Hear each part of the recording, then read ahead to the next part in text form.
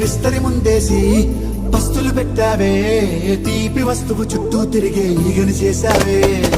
చీచీ సిగ్గలేని మొగుడు గారండోయ్, గుయ్ గుయ్ గుయ్ గుయ్ అంటూ మీదికి రాకండోయ్. గంపెడి పిల్లలతో ఇంటిని నింపావే, సాపాదిండు సంసారాన్ని మేడెక్కించావే. ఇరుగు పొరుగు ముందు సరసాలు కెట్టి పడుకోరే కుక్కలాగా మీ వాళ్ళు, చేస్తాం ఎక్కేస్తాం ఇట్టాగే డాబాలు.